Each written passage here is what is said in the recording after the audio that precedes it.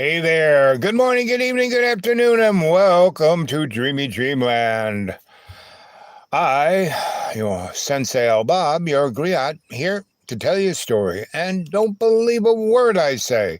Everything I said for the last 8 years is fake news. Everything I've ever said is fake news.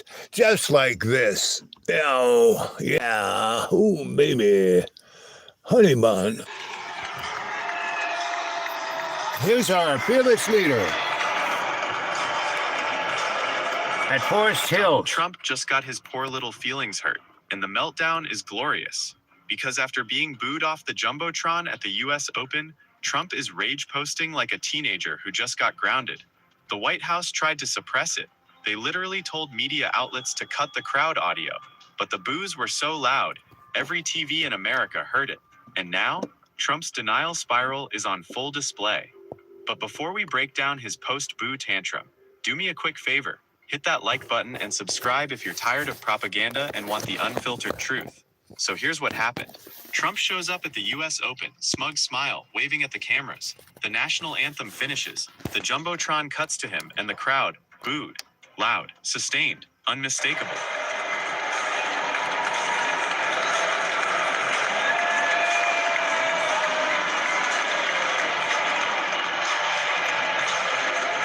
This wasn't a few hecklers in the corner. This was tens of thousands of Americans letting him know, you're not welcome here. Every headline screamed the same thing. Donald Trump booed, not applauded, not celebrated, booed. Even the official ESPN feed couldn't hide it. And here's the kicker. When even the White House press pool acknowledged it, you know the story was too loud to bury. But Trump, he claims he was cheered. Within hours, his official account went nuclear. All these fake news losers do is lie. Note the cheers.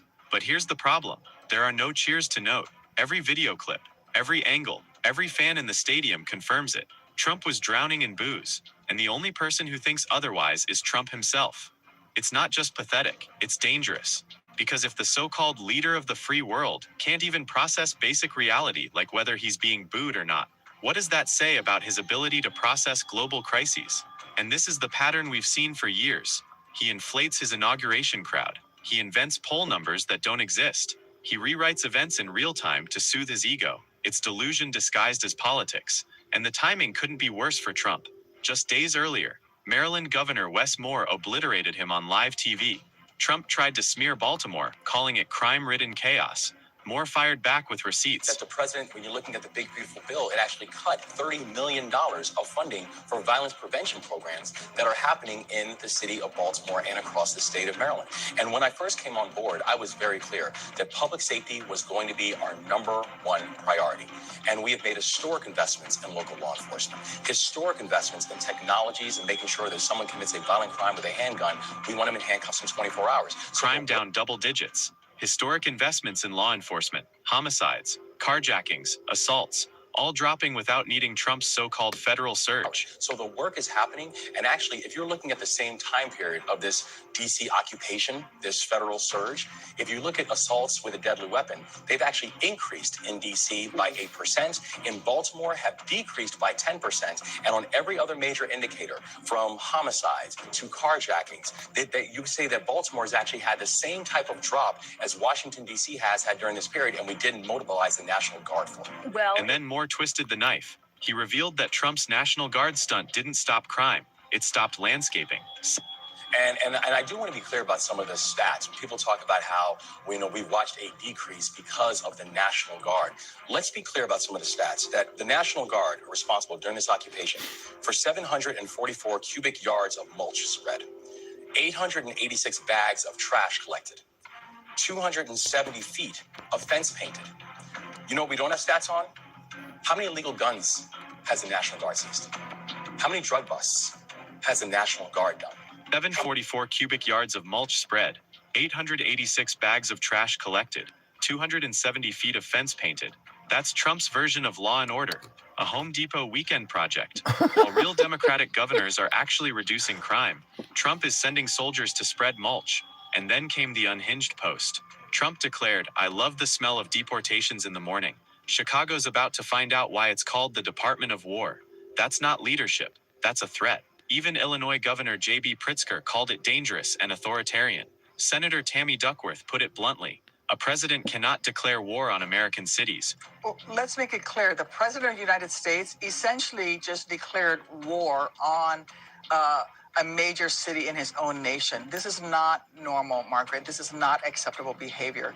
No, we don't have any indications of them getting ready to send troops into Chicago. In fact, I was out at Great Lakes base yesterday, Naval Training Base, and they were able to confirm that the only assistance they've been requested to provide is just office space for ICE. That's not only unconstitutional, it's illegal.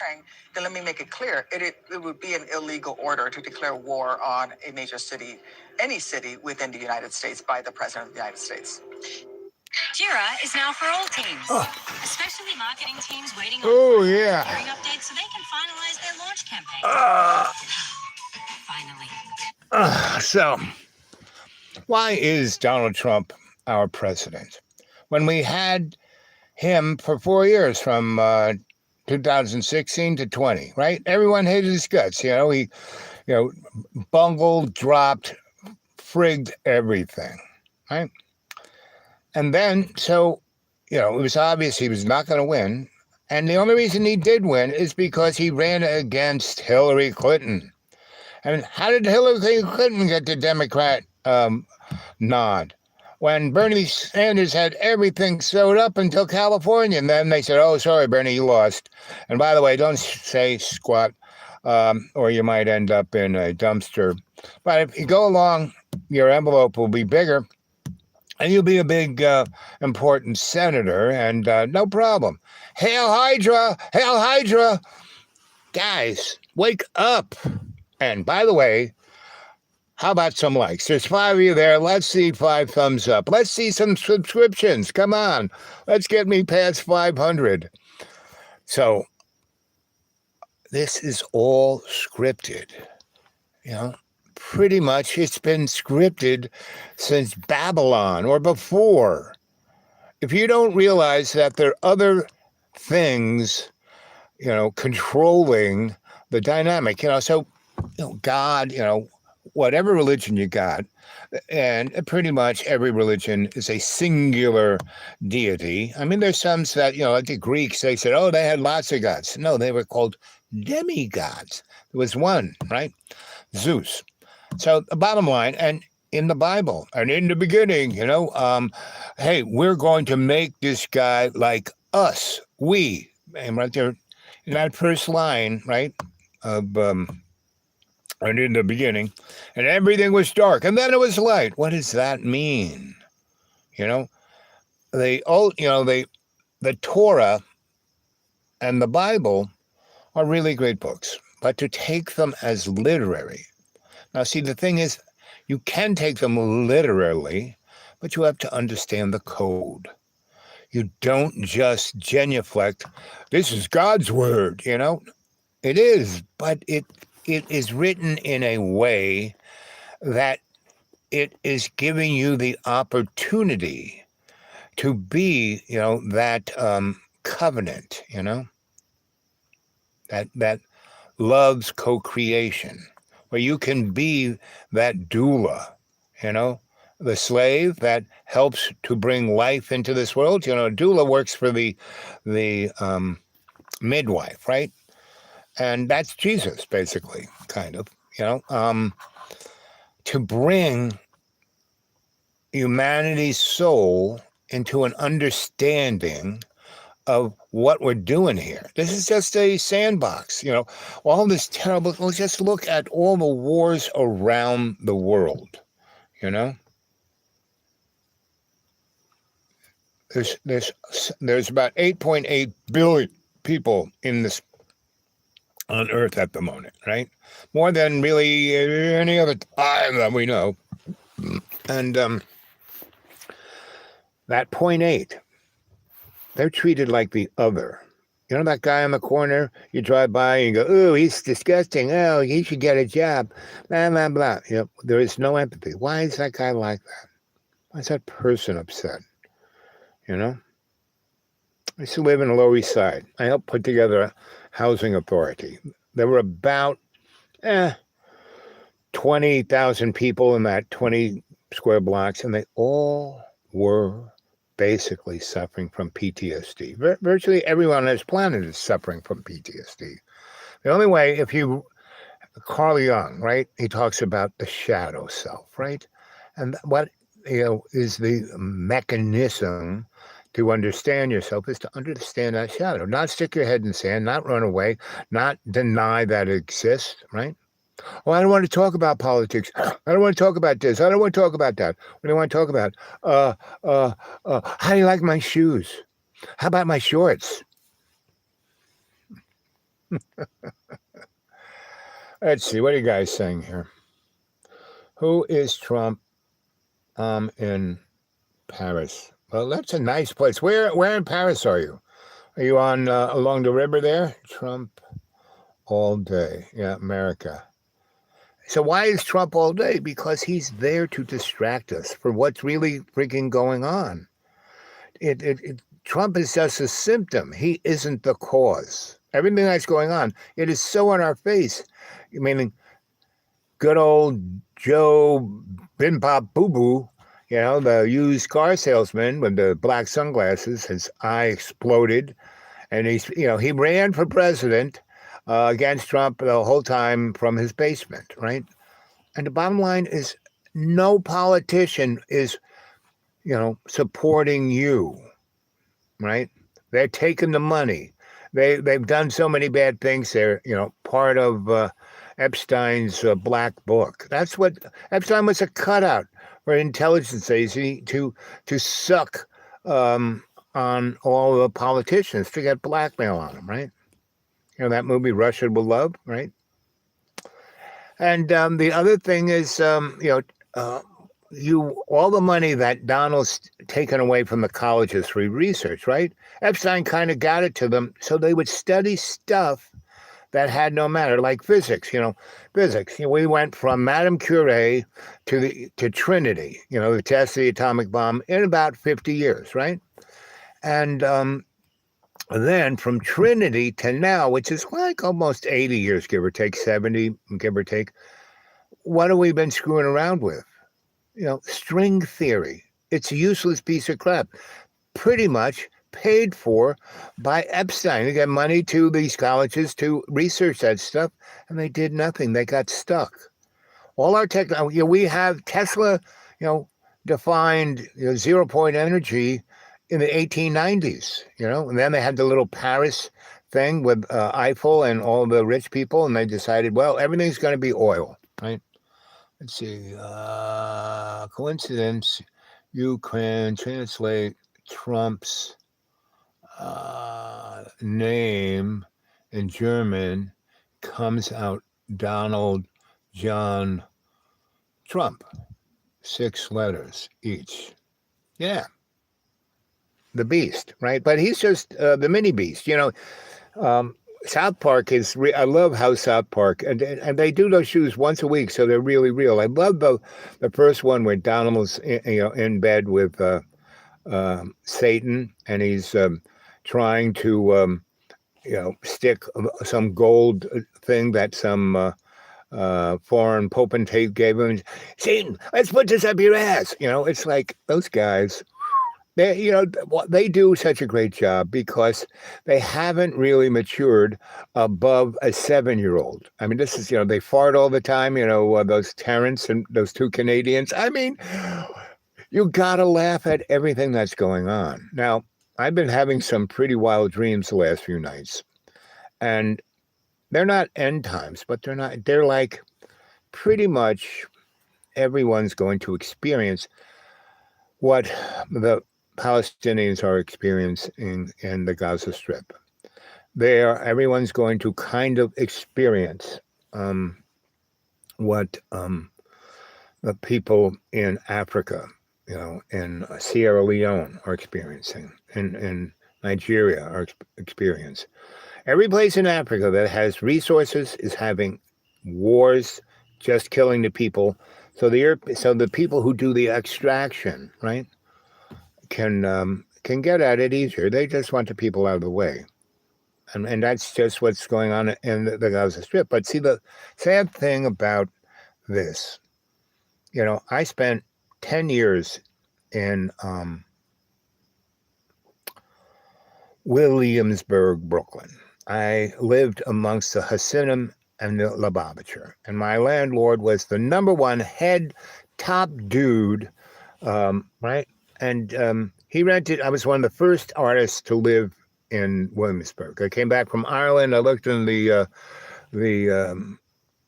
Village Voice for a loft, and so I lived in Soho for at least 8 years, before anyone was there. When I was, I got my first loft there when I was 14.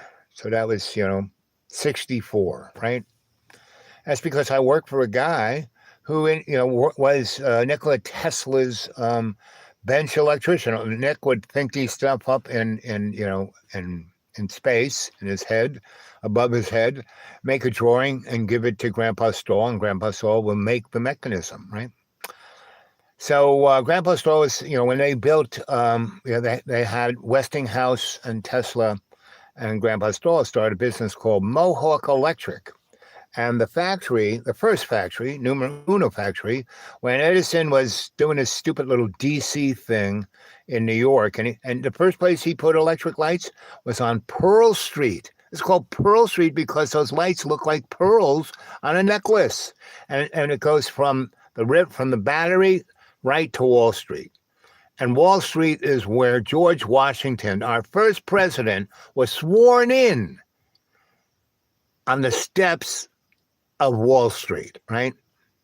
And for years and years and years, you walk by on Wall Street and look up at those steps, and there was a statue of George Washington. Oh, why is that there? Well, because he got sworn in right there. It kind of says what America is about. Who were our founding fathers? White rich men, right? What did the Constitution say? White rich men have all these constitutional rights. Not rights, not even privileges. It's like they were demigods, right? That's why the statues of those guys, they're portrayed as demigods. But the guys who fought the war with the English, the farmer guys, they didn't care. But they were promised 40 acres and a mule, just kind of like the black folk in the Civil War, which promised 40 acres and a mule. I mean, they kind of repeat that same thing. Hey, it worked on those chumps. But the chumps after the Revolutionary War were so pissed off that, well, they still had their guns. So they marched on the white guys and said, okay, they put the, okay, we got it, okay.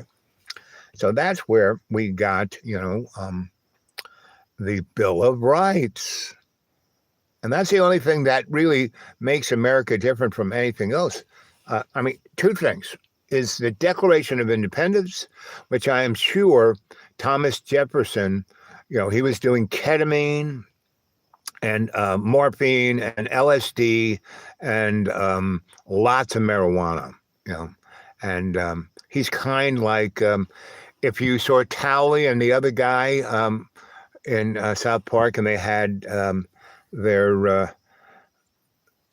their marijuana business, and ICE came and took all the Mexicans away. I mean, we're not going to have any food this winter because ICE is taking all the guys. I mean, all the food right now that should be what we're going to be eating this winter is rotting in the fields. I love me some Donald Trump. I love Donald Trump because he is fucking things up so fast.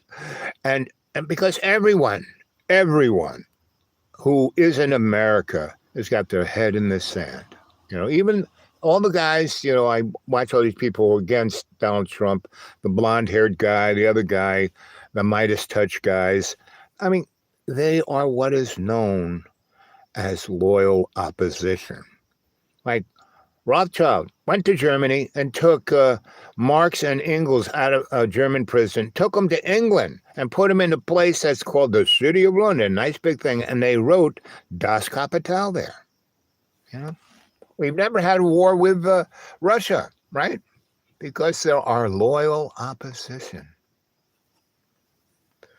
They always, so this war in Ukraine is another scripted thing. Look, it's the war of the two Vlads. right? And one of them is a stand-up comedian. And the other guy, the Russian guy, he's a bag man. That's all he is. He was a low-life KGB guy in Berlin when the kids were going over the wall. Bring in the tanks. Let's kill Mom. I said, no, it's not in the script. Come back. And he came back, and they said, okay, you're fired. So he had to go to, his hometown, Leningrad, and I don't know what to call it now, but he was a taxi driver, right? It was like something out of Tony Soprano.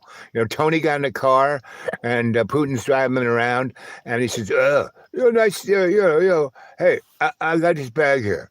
I want you to take it over there and give it to that guy. If you deliver it, there's nothing missing, I think I got a job for you. How do you think he became president of Russia? That's it, right there. That was it, right? So, Russia's, we're having an extra party just to go in and say hello to our Ukrainian friends. And, 1 million Russians dead, 200,000 Ukrainian dead soldiers. Anyway, so it's not, and Ukraine is making 60% of the things they're attacking. I mean, they're not going to depend on Donald Trump to give them anything. And so they are, and Russia is showing, those Shiite things that they're getting from Iran, those, they look like Frisbees with propellers on it. And they move about 300 miles, not even that, 150 miles an hour. So it's not hard to take those suckers down. They send up infrared guided drones and run into them. Now, the problem is, boom, they kind of blow up in the sky, and then all the shit that kind of falls down is burning and weighs a few hundred pounds, and if you're outside and about, boom. So basically, Russia has been sending, 500 and 600 drones and, 60 rockets, and the rockets you can't really hit. They're moving pretty fast, but they're just hitting stuff, right? So they're not hit, whereas Ukrainian drones are just decimating the Russian oil fields and their pipelines and taking them out. And right now, the Russian people have no gas in their cars. There's no gas to put in the tanks. There's no gas to put in the war machines on the front line. So it's every time you think, Russia's going to win, they got so many people, they've gone through all of their tanks. Like 50 years worth of tank, the Ukrainians have blown them up or taken, the Russians have gotten out and run away, and the Ukrainians taken them in. The Ukrainians have more tanks and more armored personnel carriers than they ever had because they're just picking them up. It's like going to Walmarts, So all of this stuff is frigging scripted. Donnie, what did he do before this? He was a game show host. He still is. That I showed that image of him getting booed. He is not in touch. And I don't even think he's going to, he's eating. He's not a healthy guy. Now, I can talk to you from experience. When I worked in the corporate world, I went from, junior Tesla to electrician to, itinerant scholar to, Sensie Owl Bob, your esoteric storyteller. And then I started,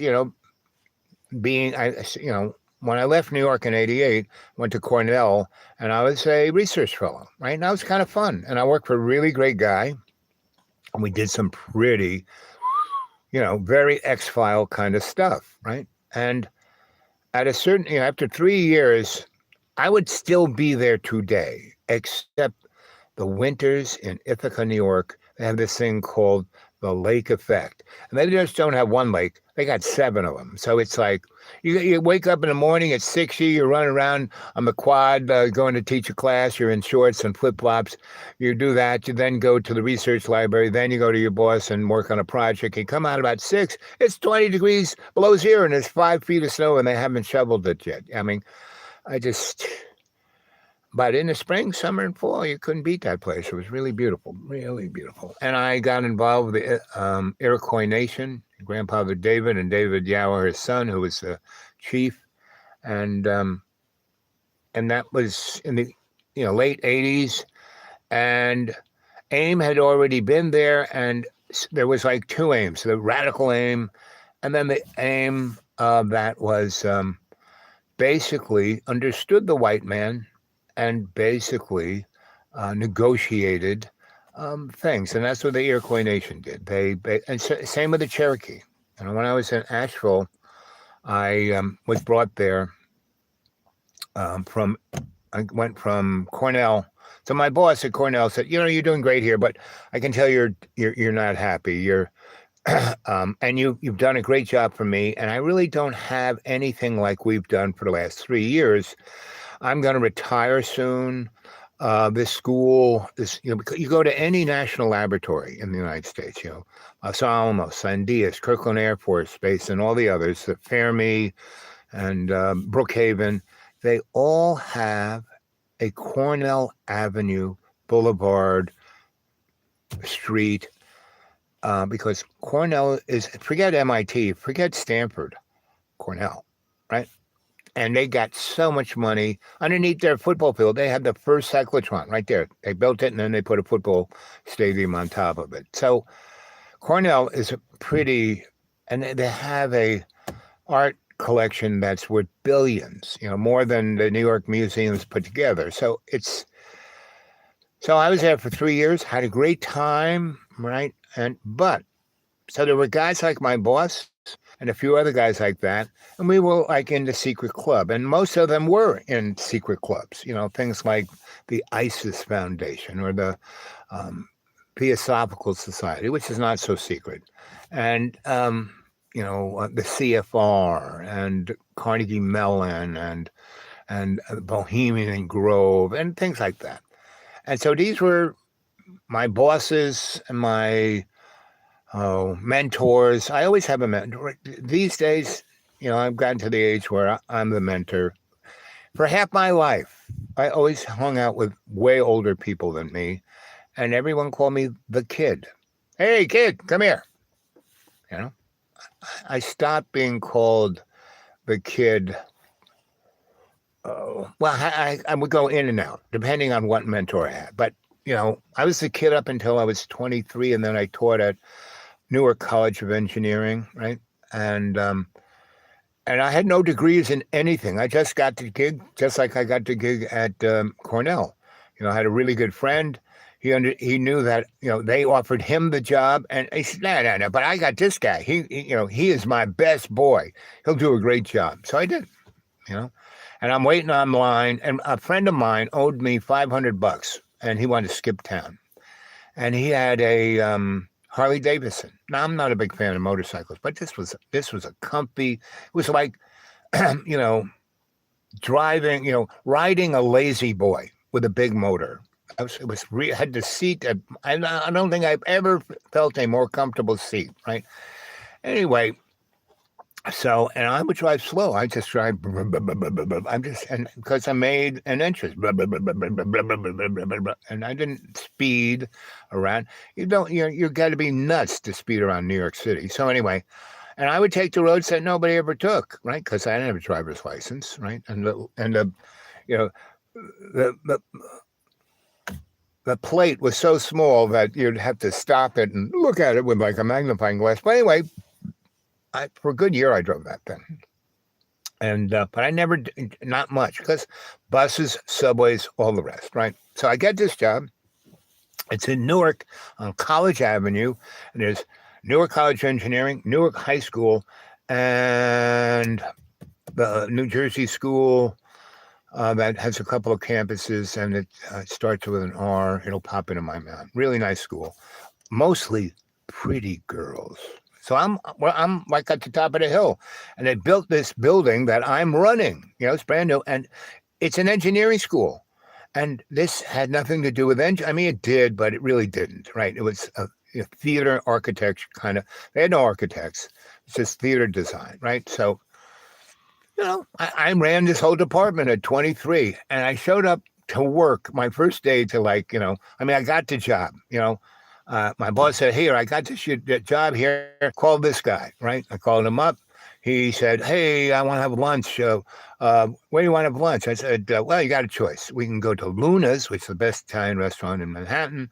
We can go to Foo's, which is, if you like, real Chinese food, like what is it? A dim sum. If you like dim sum, we can go there. We can go to this restaurant I just started with a friend of mine called what was it called?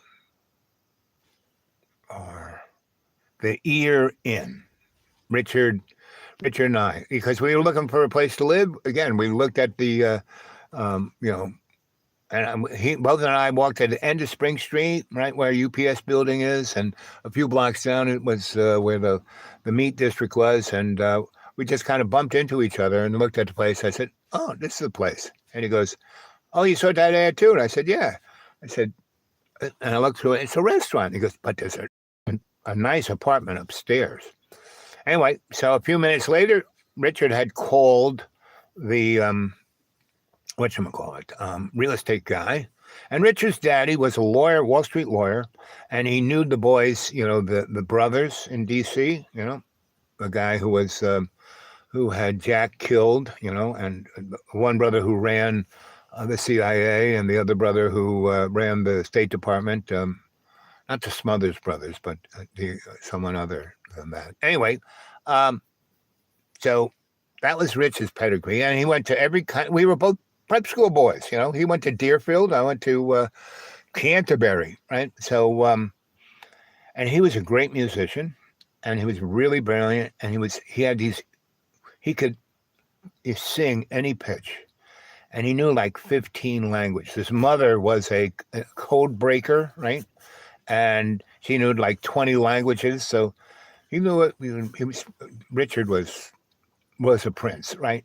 And so he did like movie scores, and he would do somebody who's going to do a film movie thing, and they would get all the credit, and they would have Richard see the rough draft and see the rough cuts, and then he would pick the tone of it, and he would make that underlying melody, and then hand it over to the guy who would compose everything. And he would make a lot of nice money, and we had this amazing apartment upstairs, and the roof line was really high, so they had a big attic up there. And so I made a little staircase. So that was kind of my little bedroom apartment up there, and it had a vent for the toilets. So I just cut it, put a T there, and put a toilet up there and a shower up there. So I had my own little bathroom, and I had my own little thing up there, and we had a big living room. And Richard his mother knew every artist in the place, right? And I knew a lot of artists too. So Richard kind of came there from Connecticut. We met on the street. He had the cash, he had the checkbook. Me, I could make money, but often when I would start something, I'd have a few $100 in my pocket, but in a couple of weeks I could have a lot more than that, because I could just call up people and they said, "Oh, we need you to do this." I said, "Sure, you need that to wire? You got a new restaurant you want me to build? So I could get a nice cash flow going pretty quick. And all of my electric supply people, like Vica, which is the biggest electric supply, they put everything that went into the World Trade Center went through Vica, and whatever else, that big corp. But he was the largest single-owned. Frank Vigiani owned Vica, and he treated me like a son, because Grandpa Stoll treated Frank like a son, right? So, there we go, James. Oops, I did again. Watch that, folks. Owl Bob at his best, sharing about the doctor. Yep, I'm getting there. Anyway, and I think I have enough battery to do it. So, that's go Google the area. Now it's owned by some corporation. Richard and I left I left in '88, not Ear Inn. I left Ear Inn in the 70s, I went, back to Ireland, and on my 70s was a good year for me. I did a lot of traveling. I had my friends in Sweden, and I would just go down to Stockholm and get on the airplane for free and fly anywhere, and I would get the visa. See, the passport didn't mean shit. The visa was the important thing. So Sweden, it's like neutral to everybody, and had a lot of money, and so all those Mideastern countries loved Sweden, right?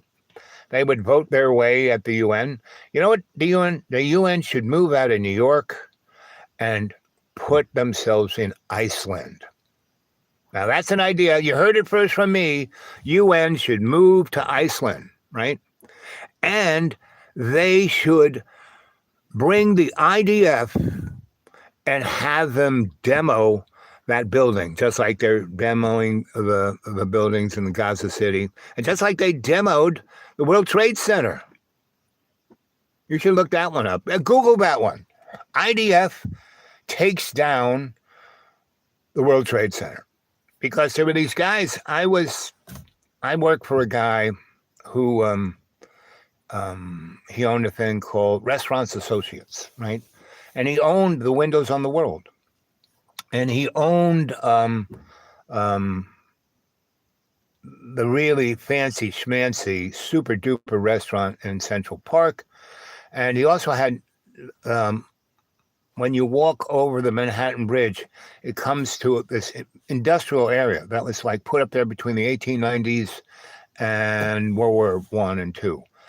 Concrete buildings covered in red bricks. And if you're on the Brooklyn Queens Expressway, coming in from Long Island and going towards Kennedy and going towards the bridge, there is the clock tower. And that's where those guys who, the guys with the golden underpants religion have their printing presses. I don't know why. I mean, they're out there in Boise, Idaho or someplace, and they have their printing presses in that place. Anyway, so there's about, I don't know, at least 20, if not 50 of these really beautiful buildings and gigantic glass windows. The walls are all, and they're like little panes, right? They're not, because they didn't have sheets of glass like modern buildings. These buildings probably built in the 1890s, but beautiful buildings, concrete floors, just indestructible. So they could put big machines there. That's like those printing presses are in one of those buildings. And the people who worked in these factories didn't live in Brooklyn. They lived in Manhattan, in Lower Manhattan, in the Five Corners, in the Lower East Side, and Little China, and there are a few other. There's a Little Israel right between the Williamsburg Bridge and between the Manhattan Bridge and the Brooklyn Bridge, right where City Hall is, and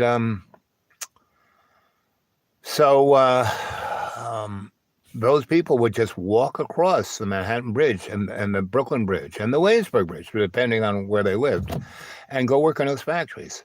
And I had one of those. So the guy who owned Restaurants Associates owned two of those buildings. They were like, 15-story tall. Each floor had like maybe 5,000 square feet, right? And the view of Manhattan was mind-boggling. And he bought two of these buildings because by buying those two buildings, they were connected to the wharf that was on that whole side. And what he wanted to do was to get a gigantic barge from MC. It's the big tugboat company that has barges in New York. That really big one, like, as big as a football field, right? They had really big barges that would go up and down the Hudson. And this company had them. So he bought one and he put it there, and we built this really fancy restaurant on top of the barge. This guy was really, he and I thought the same kind of way. And then he would just say, okay, here's a barge. This is the motif I want. What girlfriend do you got now? Because I either had architect girlfriend or a fashion designer girlfriend. And both worked great for whatever restaurants he was doing.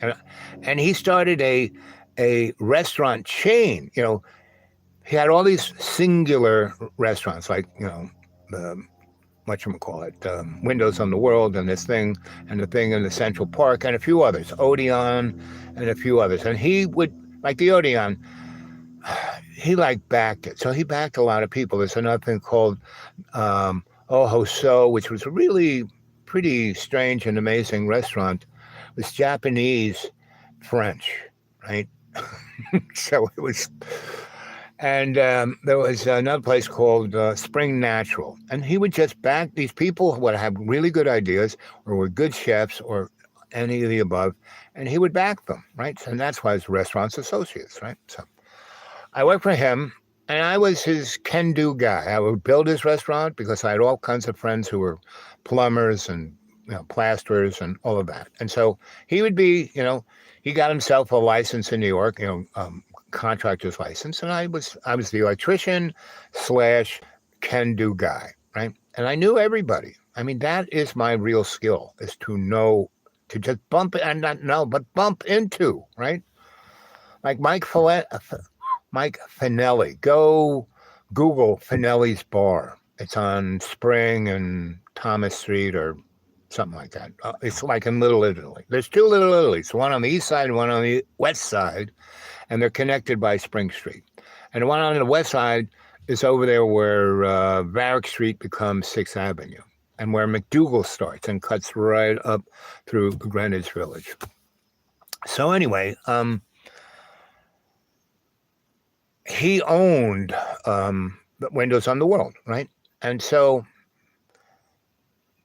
once they built the World Trade Center at one point had more of those 2, and there were 11 World Trades. It was Center. It wasn't 2 buildings. It was 11 buildings. So there was the 2 tall buildings, and then building 7 had more square feet than one of those buildings, but it was sideways. I mean, if you had put it this way, it would have been taller than those 2 buildings, right? And that building came down. It was surrounded by other buildings, and there was like that much space between the buildings, and that building went straight down into the basement. It was like 40 stories tall and like, really wide and really long, and it was all glass, whereas the World Trade Center wasn't all glass. It was mostly the birdcage, meaning the structural load of that building was not on the inside of the building, it was on the outside of the building. And each of those floors, which were an acre big, floated. There were no columns. That was the amazing thing about that. So they had a ton of office space in those 3 buildings. And the federal government, just to pay for all of that, because, it was made by the Port Authority, that was where the thing, and all the subways, all of the PATH trains all went there, right? So my friend had this restaurant up there, and every Friday, when I worked for him anyway, I would basically come and report on the projects I was working for him and give him the 411 on what was going on, who was a big artist, blah, blah, because he would buy art, Jane and Phil Baer, we had a art gallery. We had one of the first art galleries in Soho. It was right on West Broadway and Broome. And it was called Oh So. And it was a big, big space, and it had 30 feet ceilings, and it was a beautiful building, and it was just like funked up. And there's a little park between Broome, West Broadway, and Thomas Street. And there's a little park, right? There are a lot of these little parks in New York. And had nice benches and a nice place, concrete things. You could play checkers or things. And Adam Purple and I used to play chess there, because he would play chess in Washington Square against all the NYU professors who thought they were hot shit. And he looked like a hobo, right? And he would be there. And I met him when I was 16. And we became fast friends because he was teaching me everything, how to be a hobo, what a scholar was, what a gentleman was, how to treat a woman, from a man's point of view. Because all the women in my life, especially from 3rd grade on, were up until I met Donna Ann McAdams. She was my age. She was the first woman that was my age. All the rest of the women, I had a girlfriend when I was 17 and she was 75. We were the first Harold and Maude. So here we are, 44 minutes and 56 seconds, right? And I've just spanned many, many years and many, many things. And don't believe a word I say. But I let drop a lot of places. And if you were to Google them all, like when I lived in Jamaica, right? My friend, what was his? Charlie, really handsome, tall, beautiful guy, poet, and he worked at Food. Food was it had been a, because once Soho started getting cool and all these artists were there, and once Ivan Karp came down from 52nd Street and put his gallery there at 420, which I wired, and if you go see the movie about Basquiat, you will see whatever movie star playing me as the electrician up on the ladder, and Basquiat's is scribbling away on these cards we found, and what's his name? David Bowie plays what's his name? The guy who said you get 15 minutes of fame. Andy Warhol, right? And so they're in the gallery looking at what's on the walls, and I'm up on the thing, and I was a buddy of Andy's, like, his factory, when I was, how old was I? I was probably 17, and there was another kind of cousin of Vica Electric, and it was right where 8th Avenue came, whatever avenue that is that goes into Union Square Park, right? And it kind of zips over here, and there's Broadway. It kind of runs into Broadway, right? And the big, I guess it's 14th Street or something like that. So anyway, and the Flatiron Building is right there, right? And so Fifth Avenue kind of cuts across the park and goes on this side of the Flatiron Building, and Broadway comes around the park the other side and goes on the other side of Flatiron Building, right? And so the Flatiron Building was the first steel concrete office building, high rise. It's like 20 stories high. And what they did, which was truly modern, was they built a steel structure, and they didn't just put bricks, because they did a lot of that, right? What they did was the exterior of the building was cast iron, and it was made in foundries, and they brought them in and picked them up with a crane and just slid them on these rails, and that was the Flatiron Building. And the World Trade Center was built the same way. They built the birdcage, this steel structure that each floor was, and each floor, or there were 20-something feet long things, and they were like these crinkly things, like a potato chip, and they pick it up by a crane, and they were all manufactured, off-site, and they were brought in by on barges up there on the Hudson, and they would just park it there, and this big crane would pick it up and just put it in place. The steel workers would put rivets in there, and then they would weld it, and they put rebar in it, and then pour concrete. The thing was indestructible. So there was no way for a 757 or 767 that hit those buildings, which those suckers are lighter than light. They're like an aluminum thermos with wings on and engines. The heaviest thing on that airplane is the engines. And so there's a lot of, if you want to know what really happened with 9/11, go online to Architects and Engineers for 9/11 Truth, right? And they have a big book. You can buy the big book, which is a great book, or you can look at it on the internet, right? I'm sure it's still there. And they put it straight out. So basically, there was a controlled demolition. They use thermite to cut certain beams, because when the firemen got there, the whole building, all 120 stories, didn't fall over this way. It went straight down into the basement. And how do you fit that many gigantic steel things into the basement? The basement's pretty deep. It's about 100 feet, right? But it was like a footprint. You know how to do? Space-based weapon that turned most of that building into dust. And most of that building was made out of asbestos. So it turned that whole building into a cloud of asbestos falling down.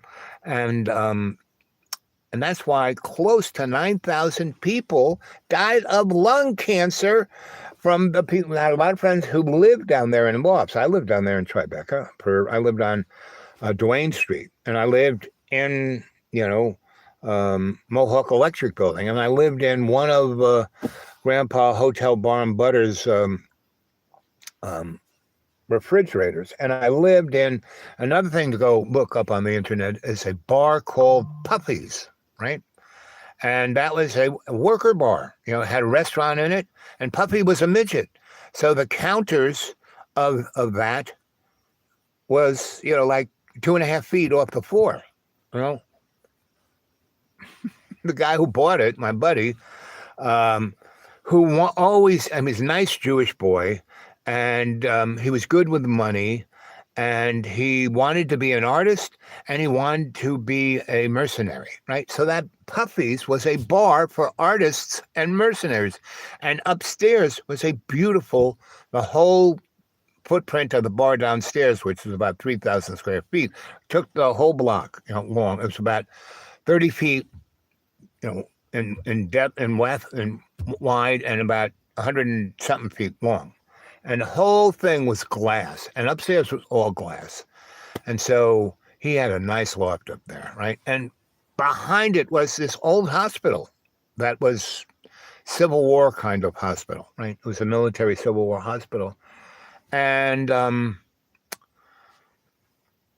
what's his name? Mr. Hotel Bar and Bud had bought that and basically turned those, wards into gigantic refrigerators. And they had no real good insulation except for cork. So the walls were like, 2 feet thick.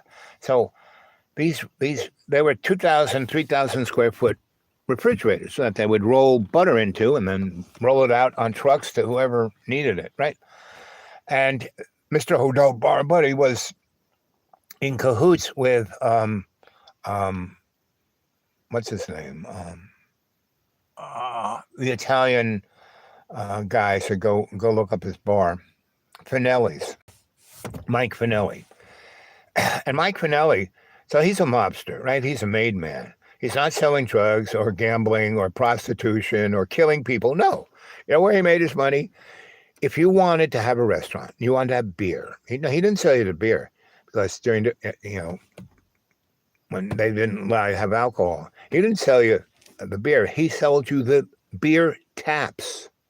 And he was really into refrigeration. So he had these beer lockers. So they could be, that would take way too long to explain it, but you put the beer in there and then the cops could never find it. And then he had these taps. And they had he had this little key, you put the key and you turn the tap and it would come off in your hand. And there was a valve up above and it would drain whatever beer was in that down the drain. So the cops would come in, there would just be this like pipe coming out of the wall and no beer, right? There you go. Put the tap back on, click it, hit the key, that would open the valve up above, So my mentor, Grandpa Stahl, he made all this stuff. And his crazy buddy, Zelf, go Google Zelf. Zelf was on Worcester Street, right? And Zelf had a foundry and a metal. He could fabricate anything. That's why I learned how to use a what's it called? Brook Brothers. It's a machine before computing, before computers took over milling. They had this machine that had all these little things that you can make a cog or make anything. You put a chunk of metal on there, and then adjust all the little knobs on it and push the button, and it would turn out a cog. Right? Let's see. Yeah. Yep, I've been blessed. And my whole life. And a lot of people go, boy, you've had a hard life. I've had the most amazing freaking life. Yes. So I've died 7 times. So I've, spent, maybe a fifth of my life being a sick person. But it's only because God wants me to learn something. And as soon as I learn it, bang, like right now, I'm better than I have been. I died in 2014. I mean, I died, right? And I kind of, struggled my way back up. So I'm walking around, I'm breathing, I'm seeing. I mean, I was blind. They were going to cut my legs. They were going to take 20 feet out of my colon. I'd have to, shit out of a plastic bag, a colostomy bag. And they were going to give me, open heart surgery and do quadruple bypass, And I, through my knowledge of medicine and alternative medicine and all the alternative medicine people I knew from my, my state of being one of those guys, that's why I'm where I am. But I still have neuropathy, like, to get these stupid orthopedic shoes. My buddy, who is my doctor in Boone, he took care of me. I didn't see anybody but him because he had enough, he could do anything, right? But when COVID happened, it just knocked him for a loop. And so he had his own, a private HMO. He was like Patch Adams. He had his own little hospital that took care of about 1,000 people. And he had this woman who really understood the insurance biz and the Medicaid and Medicare bureaucracy. So he took care of everyone. She took care of all the paperwork. And there was another woman who was a really great psychologist / sociologist. So she could deal with the political side of it. And it was great. He was my doctor for a good set. I was really sick, dead, in Florida in 2014. So from 2014, I guess it was, March of 2014 when I died. And then I kind of went through the sick thing, and I had clients. I had things to do. And one of those guys took me down to his fancy schmancy hacienda down in the Florida Keys, and mile marker 46 or so. And he put me in there, and I gave him a list of people I needed to take care of me. He brought them all, flew them there, paid them off, and acupuncture, I had a colonic therapist who just pumped the crap out of my colon instead of cutting it out, Anyway, so and people who worked on my heart without having to rip it out of my body, and all of those things, right? And so those people got me to a place where I lost about 40 pounds, and I had to be in a wheelchair, but I could do this. I could talk. I could think. I could do what that lawyer guy wanted me to do. So I did. He rolled me in. It didn't matter that I was in a wheelchair. Kind of looked like the guy who played Perry Mason, and then he played a police commissioner in a wheelchair, and that was kind of what I looked like. But I was big. Pretty much everyone called me Big Owl or Big Boy, Yo, big boy, So, and the girls still love me, So I weighed 520 pounds, but I was almost 600, I was 460 pounds, and I lost to 40. So I was like, 420, and then I got down to 300, but it took me 7 years I lost 60 pounds the first 4 months, right? Otherwise, I'd be dead, right? So I did all that, and I had clients, and I did a few more jobs. I made some money, and I realized, because I'm still with these same chuckleheads, and they were still taking me to the fancy restaurants, and I had to not do that, right? I had to not drink. I had to not eat 5 to die for chocolate cakes in one sitting. So I basically had to stop doing the corporate thing, right? So basically, there's a great, what's her name? She's a great, brilliant, she was like the queen of the Harlem Renaissance. And she was a poet, a painter, author, and an anthropologist. She was Margaret Mead's and that other girl's best friend. She was the only black girl in this Columbia and then the girls' school. Anyway, what's her name? pop into mind. Austin Fitz. No. But anyway, she came from Florida, from Port St. Lucie. And then she went up to there and became famous and everything. And after World War II, and all the people she hung out and gave great ideas, they became rich and famous because they were white. And she kind of went back to Port St. Lucie and became a cleaning woman, right? And I met her once. A friend of mine who was an art dealer in Miami brought me up there. What was her name? Anyway, I met her once, like in the 60s and late 60s. And when I was living in a place called Pahayahanda, which was also near mile marker 47 in, whatchamacallit. Who's that?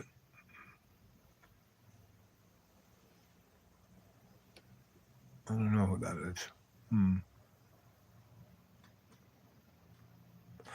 Anyway, so Tora Austin something. She had a really beautiful name, and she was a beautiful woman. Even like at 80 or whatever she was was thin and very African, and she was just so she was at the pinnacle, and not because of anything. Her books sold like get out of there, and because she was black, the publisher just gave her pennies, just like all those great black musicians who wrote these great songs that are now that is the American Songbook, and we don't want to talk about play. We just want to know about white people. Let's get all those gray marble generals from the Civil War and their horses. And you know who put those things up there? Not the people of the South. Woodrow Wilson, because he was the biggest guy who brought the good old, Jim Crow days. Didn't come after Civil War. From the end of Civil War up until Woodrow Wilson, 1910, we were having a slow but steady reconstruction of making America better. Not good again, but better than it was. And that was because of the unions. And I don't know if you kids know this, but the United States used to have 8 different political parties. Not the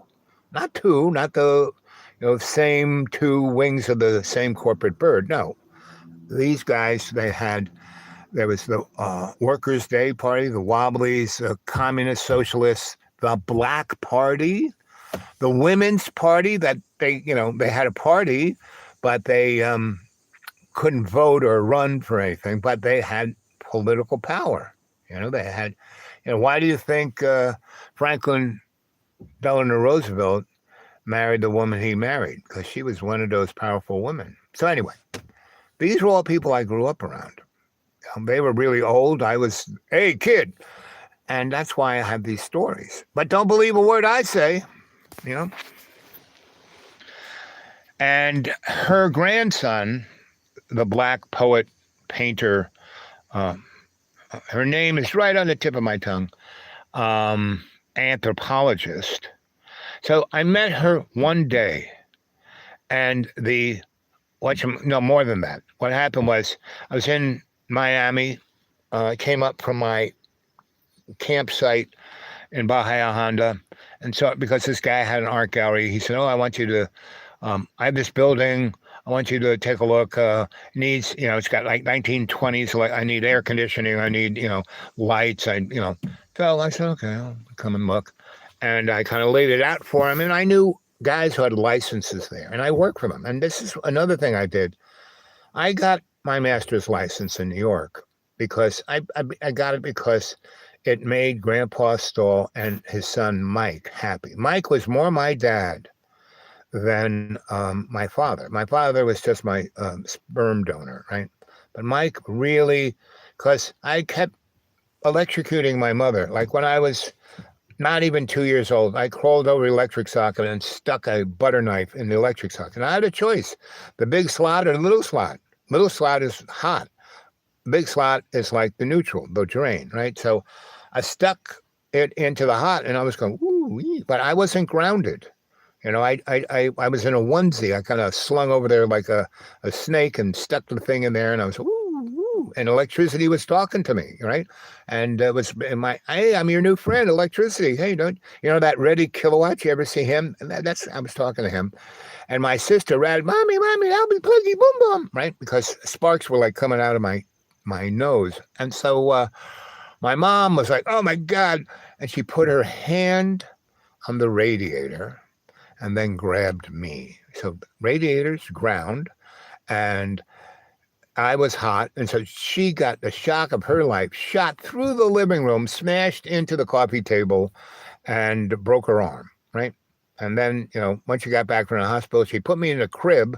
I was in a crib. I kind of wiggled out of there, and she put me in a crib and turned it over. So it was like, for about the next 4 months, I was incarcerated in the crib upside down, and she put a rock over. But in reality, that's when she handed me over to Grandma, because my grandma said, hey, you can't keep this boy this way. So, and my mom was giving me this, she didn't breastfeed me. She was too busy drinking. I mean, she tried to get rid of me by, smoking a carton of cigarettes a day and, drinking a fifth of Gordon's.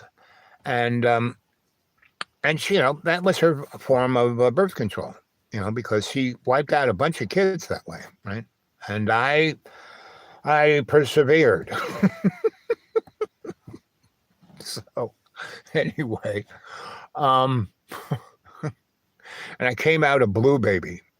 And the reason I lived is that the only reason I lived, because my mom was in the delivery room, her legs up in the stirrups, and this is Roosevelt Hospital. No, it was, where was that place? In Long Island someplace. I forget where it was. But anyway, she ran Roosevelt Hospital, and she had 2 doctors delivering the baby. And I can remember the smell of tobacco. The 3 of them were smoking in the delivery room. And Dr. Black, who was, a woman of about 5'2", came in and kicked this one guy in the leg, and he went down like a sack of potatoes, right? And then his team, oh my God, and they dragged him out. She brought her people in, locked the door, and then the first thing she did to my mom, she took the cigarette out of her hand.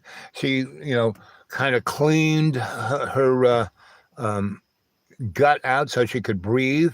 And then she looked between my mom's legs, and I was kind of stuck there like, hey, get me out of here, So she kind of pushed me back in, because I had the umbilical wrapped around my neck, and she kind of undid it and pushed me back in there like the easy bake oven.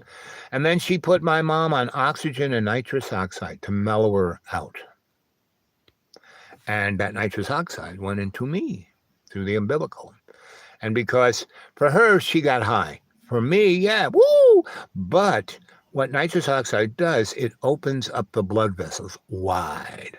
So I was getting a lot of oxygen, right? So because my mom she was getting most of the N2O up into her head, and I was getting most of it because Dr. Black was also putting in at least 50% oxygen.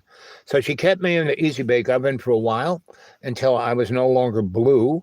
I was pink, and she took me out, and that was the beginning, right? So I remember that. And so I was there, and I stayed with Dr. Black for a while, and my grandma was there because my grandma was like a woman of the woods. She was like an old crone, but Italian, right? And my grandma's best friend from Harlem, because my grandma and my grandpa first were they didn't go down to Five Corners. They were up in Harlem in one of J.P. Morgan's really nice brownstones.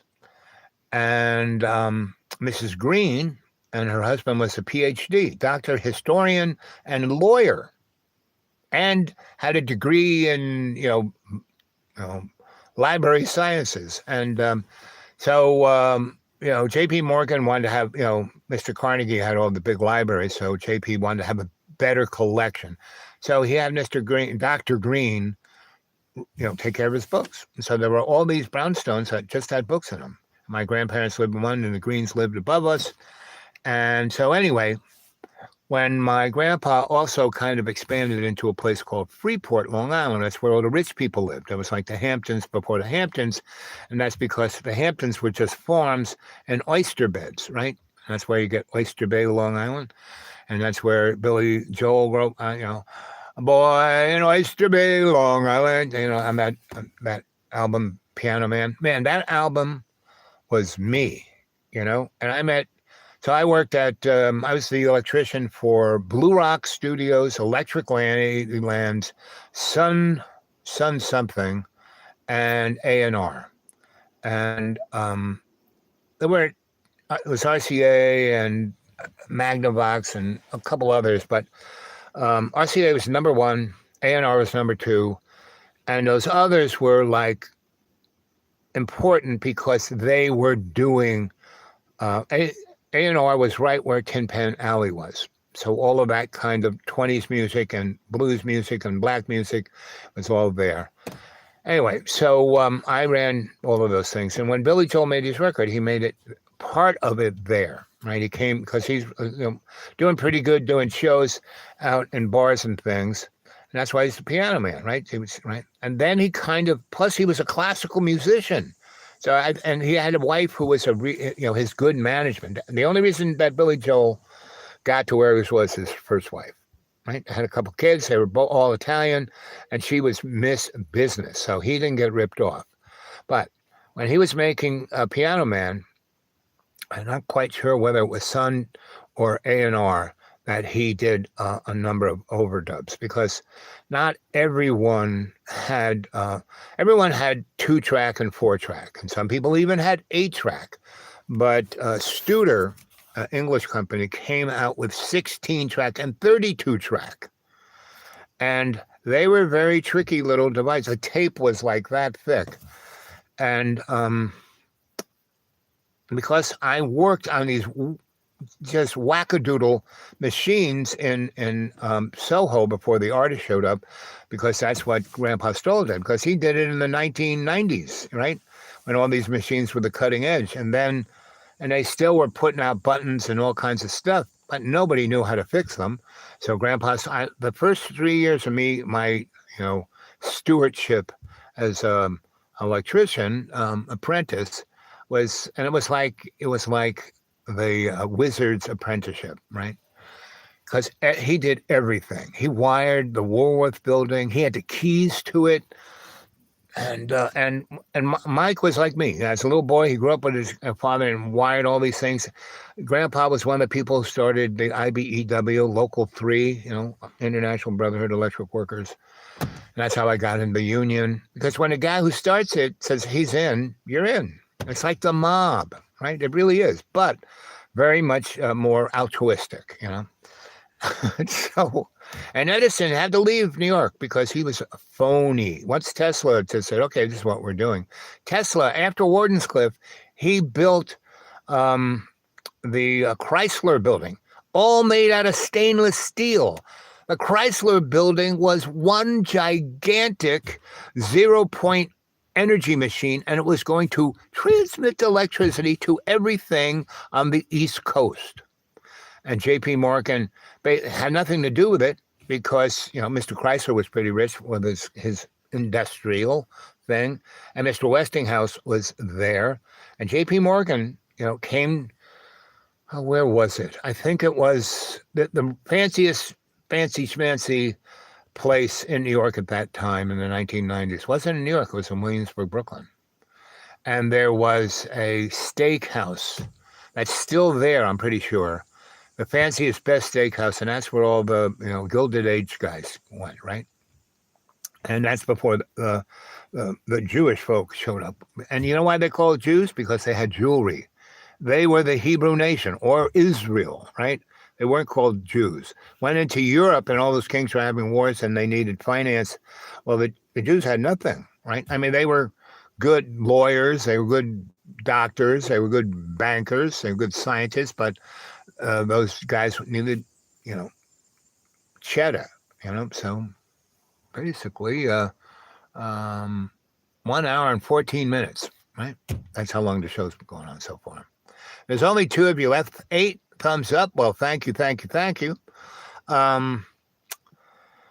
Anyway, so JP has all these guys, these inventor guys, in his own private little dining room there. He also had the Waldorf Astoria. He had, JP Morgan was the Gilded Age's version of Epstein, but a lot smarter and way more ruthless, right? Steichen did a photo of him. Steichen did all the rich guys of the 1990s and artists and scientists, and he did their, portraits. That went down in history. And how JP Morgan had his suit. So JP Morgan had a lot of syphilis, and it represented on his nose. And why he got my grandfather from Italy was my grandfather was a barber surgeon, and he would sculpt the guy's nose so he didn't look like a big mushroom. But you see some photos of JP Morgan, it looks like he's got a rutabaga on his nose. And every morning, my grandpa would give him a shave and, reshape his nose so it didn't look like a rutabaga.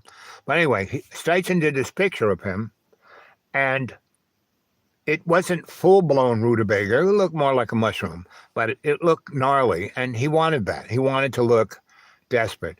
And instead of doing like a two-shot, which is what I'm doing right now, like a close-up, right? No, a one-shot, like close-up, right? Two-shot is like the group.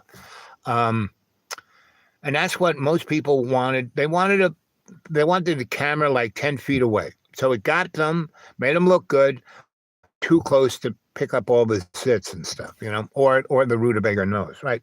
But J. Morgan wanted the picture like this. But his picture is like this. And he has this gigantic Sweeney Todd butcher knife in his hand, and he's got this look like, I'm gonna kill you. And if you go look up JP Morgan and Steichen, the photographer, that's the picture you see. Anyway, I was around I was in the photo world, the electric world, the visual arts world, the movie, the TV, you name it, I was in it. And disco world, music world, Carnegie Hall world, Broadway world. And that's because my grandfather was in all of that. He was the barber of all of that. So he was given so when I was a little boy and my grandma moved to her house in Freeport and no longer there. So I kind of was there, and Mrs. Green was like, so I was like, I'm African American. That's melon and challenge. So I stayed with Mrs. Green. I mean, I'd stay with Grandma, but Grandma's downstairs. Because she had a bunch of kids. She had a baby, Emily, who was like, 5 months older than I was. So she's my big sister. But she was more like my big twin because we slept in the same bed until we were 5, right? And then we moved. Everyone moved to Long Island, and my grandma was in her Long Island house. My dad had come back, kind of quit the Air Force and was making forays into the business world. And my mom was focusing on conquering the world. And so in that period of time, my brothers, we weren't that on top of the most important thing. So why did Jamie, why does it get retracted? I saw it there for a second, and then I couldn't read it. Anyway, but everyone, this is how it's supposed to be done. See how Jamie puts it in capitals? That's so I don't have to dig through the car and find my pair of glasses to read the small print, right? Anyway, so I moved back to my family into the house, and I hadn't been there, So I moved back when I was 7 because I'm supposed to start first grade. Emily and I were in the new public school that had because it wasn't just black people in Freeport.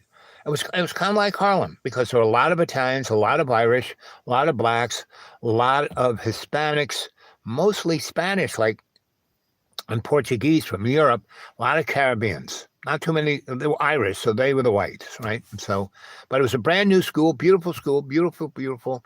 And Emily and I and a few others became friends, like Tenny Werner, my bud. And I've always had a crew. So went there. Emily and I go there holding hands. And it was just, it's just like Forrest Gump because I was really sick all the time. and I could barely walk. I was, you know how his legs look like toothpicks? That's what mine look like. That's why I am so, my legs and everything are as screwed up as they are. It's because all the stuff that I had as a little kid and I got over, and then I made myself really strong and woo, movie star boy. And then when I got to be 52 and started working for the corporate guys, and when I started to be 52, I weighed 250, 260. And then I quickly went up to almost 460 pounds, gained 200 pounds. And then I stayed there for about maybe 10 years, 11 years, and it destroyed my body, right? But I didn't die. And now I'm down to 199, and my blood sugar is at 100. So when I went to get these orthopedic shoes in Boone, and my doctor had sold his HMO to some crooks, and they were trying to milk everything they could. And they fired all the good, my doctor, he got a nice big check, and he went up to Pago. He was never married. He was just married to everyone's health. And he was a great guy. Like I said, he was Patch Adams. He had a lot of girlfriends, and the two nurses and the lady who was a social worker and the lady who was a bureaucrat, they were all his girlfriends, but, it became like in the family. So he was kind of like me, right? Or I was kind of like him, one or the other. And but he was actually a little younger than me. So anyway, but he really took good care of me because he loved seeing me at the end of the day. And we would talk about, my health, and we'd talk about his health. And then we would talk about what was going on in Boone and everything. And because he used to teach at App State and all of that kind of stuff. And we'd tell stories, and then it would get dark. And so then he would take me to his house because I can't drive at night. And we go to a nice restaurant. I think it's, what's it called? Twig Boy, maybe, or something. It's actually still there, pretty good restaurant. And it was a lot like food, right? And it's, again, just like food was these two Jewish girls from Brooklyn whose parents were, one's a doctor, one's a lawyer. And they both knew each other since babyhood, like me and Emily. And they were nice Jewish girls, but they went to art school. But they learned how to cook. They learned how to cook from their mom and their grandmas, and they were really, really good, especially baking. And so they, when they graduated, and they didn't want to go into the Hasidim, well, they weren't Hasidim. They were what are known as Reformed Jews. They came from Lubavitchers and were Reformed Jews. And so they were kind of modern people. They weren't wearing the Amish clothes. So anyway, but these girls were fun. I met them at Kamikazes, a club I built with these boys they were really interesting boys. They were definitely, and because everyone in that kind of entertainment is so, but they were sons of this, and they went to college, and one became a musician, went to Juilliard. That's kind of how I met him. And the other guy was, he was at Cooper trying to be an architect, right? Well, both they were great at vision, and the musician guy could pick music really well. So he became an A&R guy for A&R, artist resident kind of guy who finds the talent and then brings it to the studio. Anyway, and helps produce it, can have a vision of the sound. The producer is a technical guy who works with the engineer to, like Gordley, what's his name? Anyway, so that's where I met the girls from food, was at that. And I had this loft on I had this whole building on Worcester Street, because the guy, Benny, who was the super for all these buildings, because I was working for a company called the Restaurants Associate guy, his uncle owned a thing called Sylvan Morn, which is one of the oldest real estate entities in New York City. Like, goes back to the Dutch. And so, I constantly would hook up with people like that, and they would go, "Boy, you are on the ball, kid. I like. Oh, you can do that. Oh, I need you to do this. What, you can do that too? I need you to do that." So I did that for almost 30 years in New York City, and I could leave, and come right. I could go. I lived in Ireland for almost 5 years, not all at the same time, on and off, on and off, on and off, and traveled Europe in those 5 years, and lived in Sweden.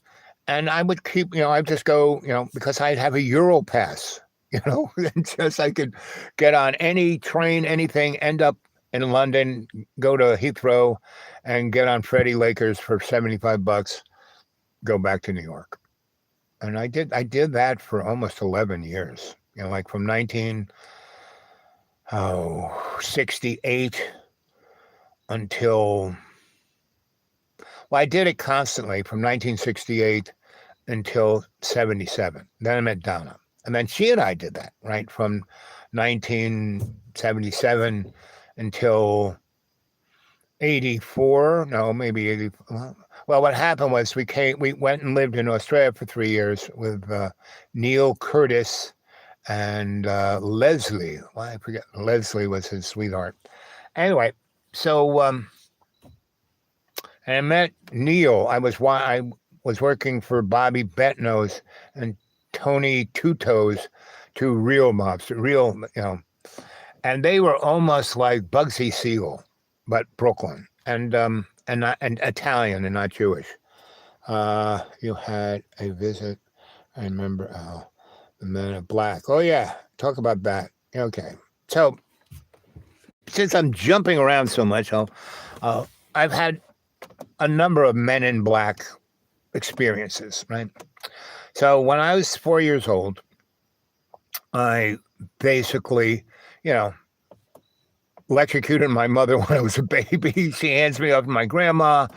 And so my grandma has this place in New York and this place in Freeport, Long Island, right? And that's where my dad grew up. And when my dad was a young man and a teenager, being Italian was like being black.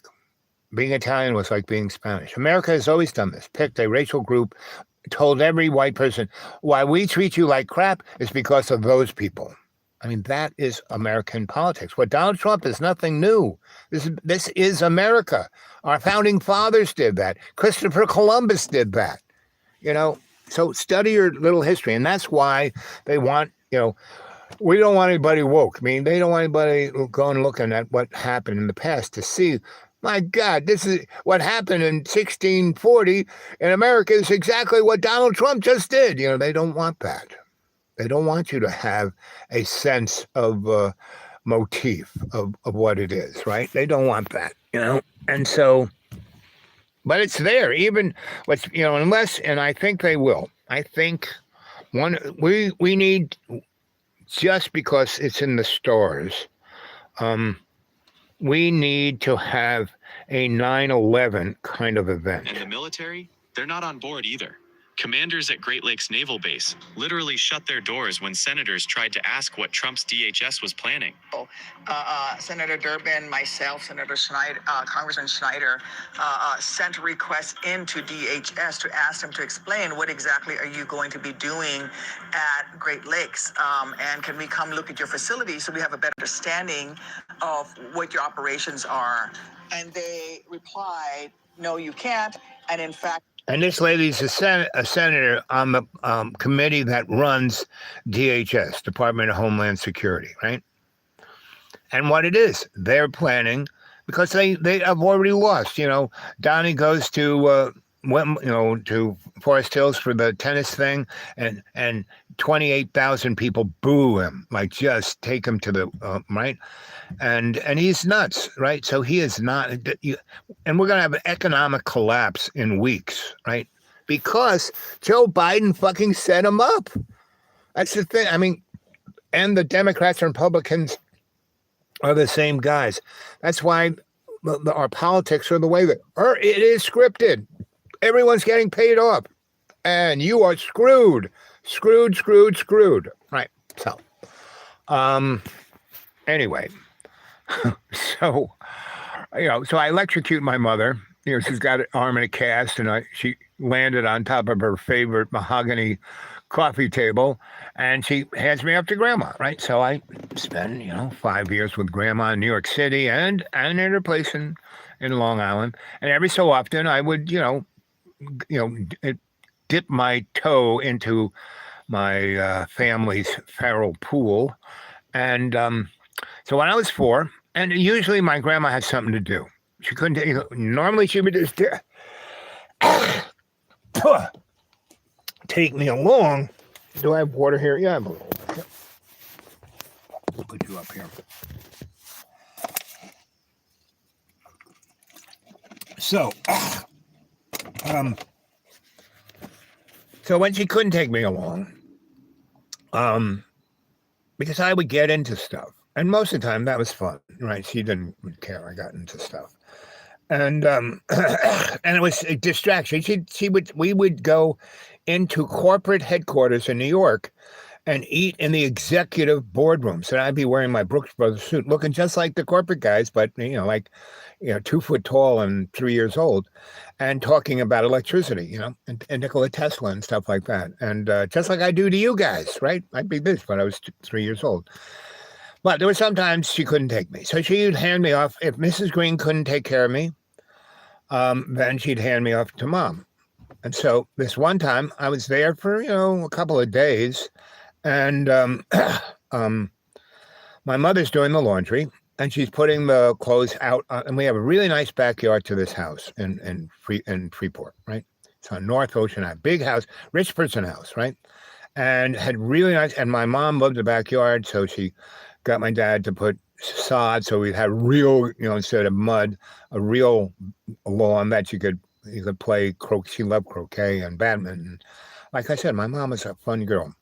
So, and she had all these rose bushes and all the big puffy bushes that are like blue. Her favorite color was blue. They were blue and pink and maybe this greenish kind of color. Anyway, so she's putting up the laundry, the sheets, right? And it's like a late spring, like May maybe. And it was warm, but it was early in the morning, like 10 in the morning. And it had that little crispiness that's right here, right now. And so she would put me wherever I was. She wasn't going to let me get away and do something like burn a house down. So she would always carry me around in this wickered laundry basket that I couldn't. I mean, still, I could get up to it and like push it off and then kind of crawl away. And because my legs were still, I could walk. I'm about 3 or 4 years old. I could walk, but I would die virtually every winter. I get pneumonia, I get the croup, I get all these things all at once. And Dr. Black would come in and save my life. And death was my friend. I don't know how many times I'd be sick like that and like delirious. And Death would be like in his mortuary suit right over there. And his head was like a pumpkin and had those teeth. He really is. It's in cartoons and stuff like that, but that's where they get it. And he'd be there and we would talk, when everyone else, and I'd be delirious. Death would sit by the side of the bed and go, "You're such a good boy. We're trying to have so much fun." And anyway, so that was my first Man in Black, because he wore a black suit, white shirt, black tie, black suit, black socks, black shoes, and had a black hat, right? But it was a pumpkin head. I don't know if it was his head looked like a pumpkin, and it was kind of orange. And I remember one time I said pumpkin, and I almost put my finger right through his head was like rotting. It was like a rotten pumpkin. But what would you think of death, right? And he just smiled, said, "Isn't that fun?" And he had these rouge, like chiclets for teeth. So that was the first Man in Black, right? And I saw him many times, 10 times. And I was never scared of him. It was never like, meaning I was an EMT, right? And I worked in hospitals also. So I worked around people who were dying. And a number of people saw Mr. Chiclets. That's what I used to call him. He's Mr. Chiclets or Mr. Pumpkinhead.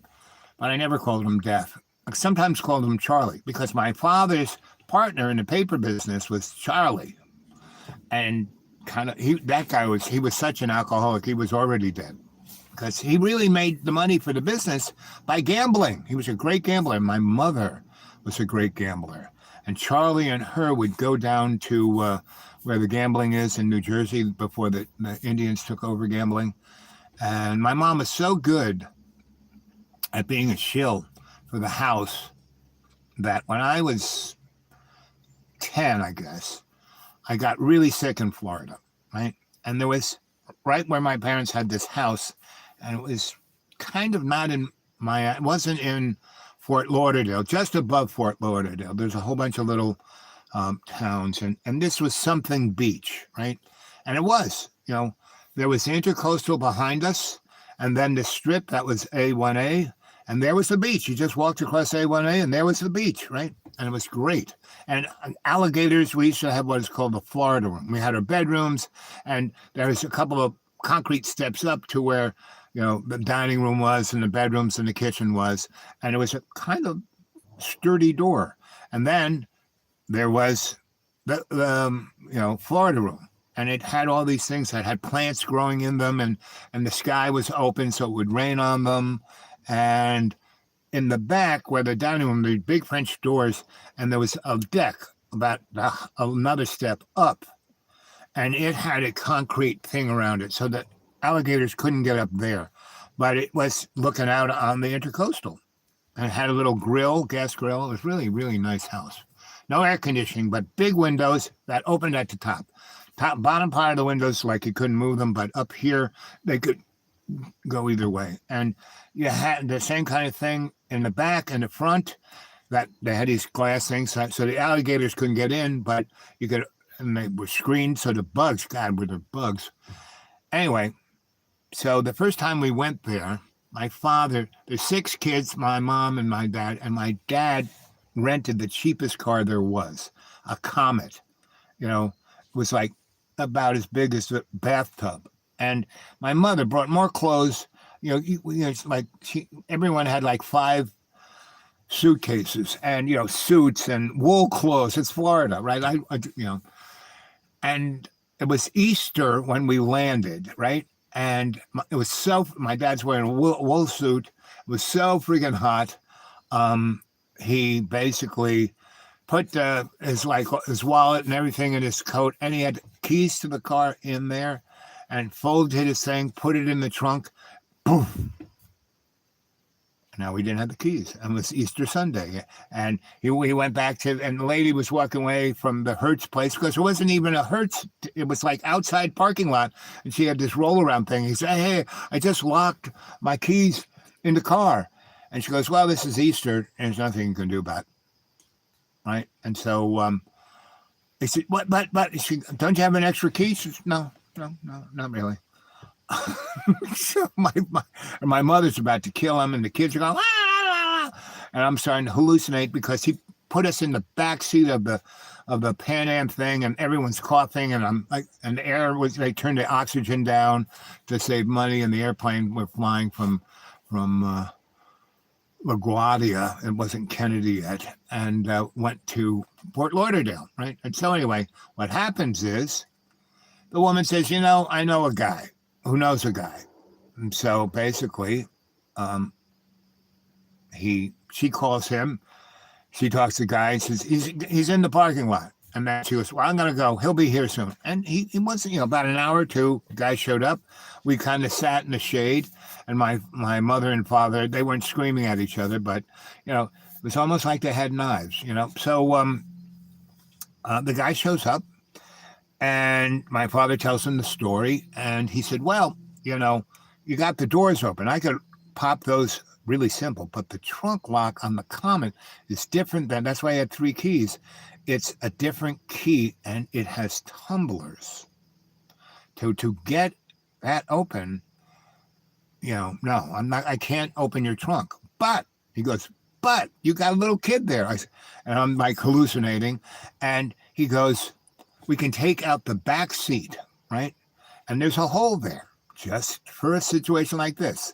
And if we can pull out stuff so we can shove him in there, and there's this, right where the lock is, there's a latch that you can And so we'll give them a stick and a flashlight, and they did, So they stuck me in there, and I did the dude, stuck my arms in first with the stick and the flashlight, and I pulled shit out enough where they could see it. And so I got in there, and I popped it open, and we got back to the place. So I was still hallucinating, and my mom, you okay? Yeah, oh, look, it's birds. Oh, look.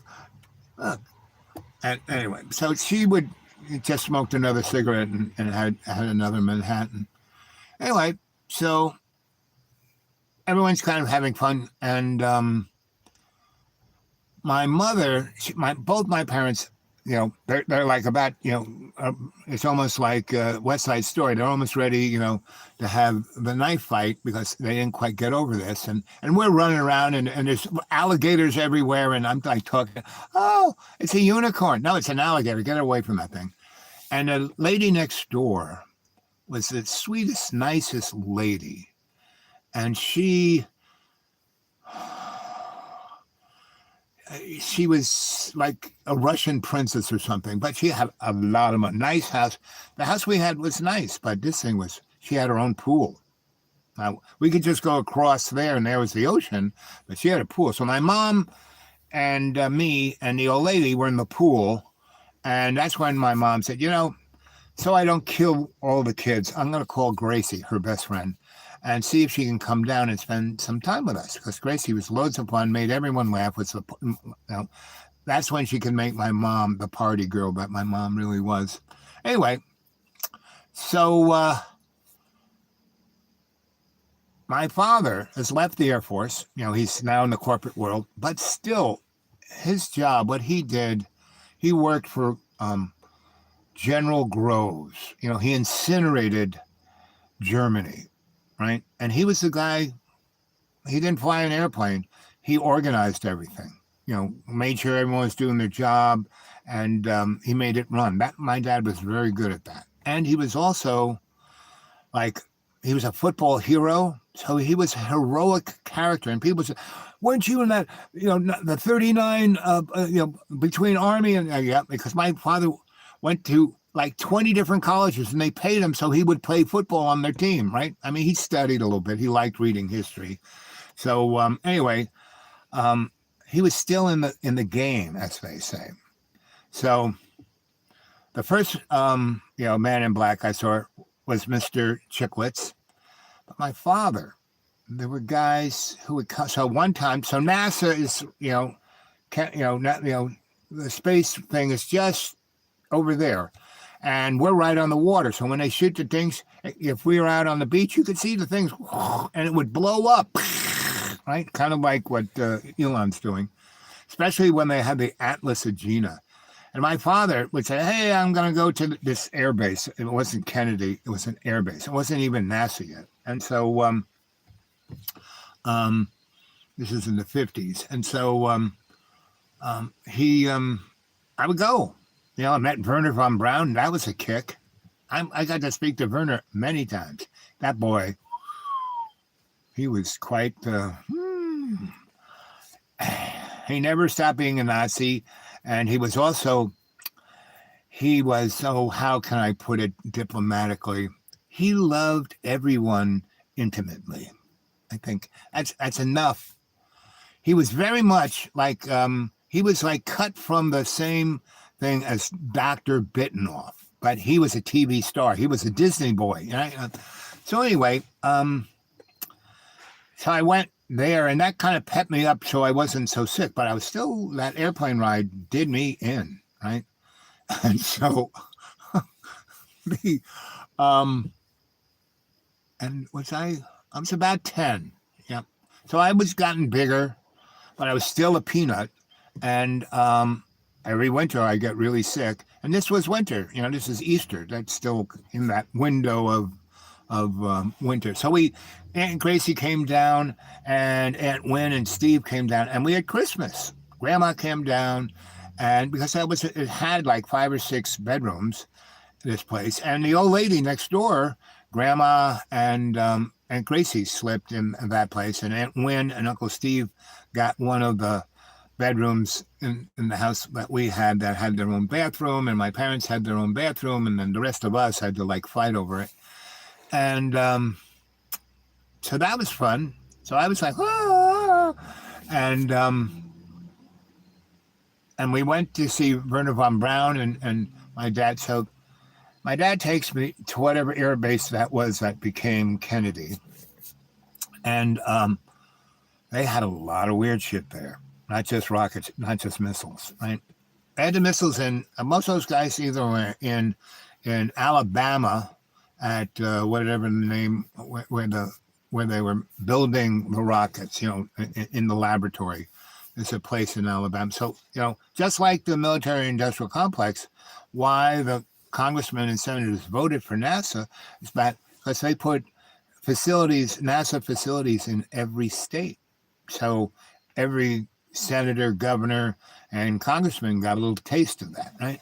And that's how politics works, right? So anyway, so I was loving me some space stuff. I was wearing the helmets, and they had one of those centrifuge things that they put the guys in, and I was going, yeah, I'll take a ride. And my dad said, no, come here, buddy. You're barely alive. Your mother would kill me well, maybe she wouldn't.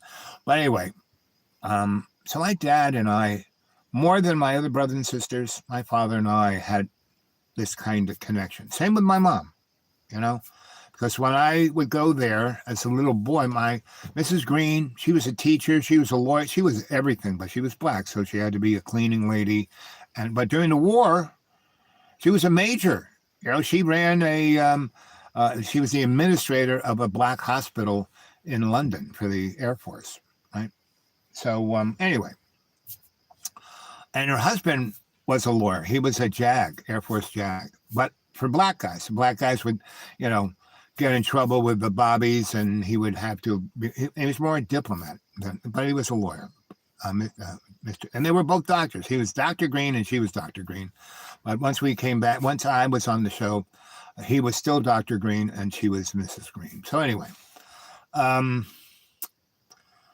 would have been fun if we had brought the Green family down there. That would have been a real blast. But anyway, so they're all there.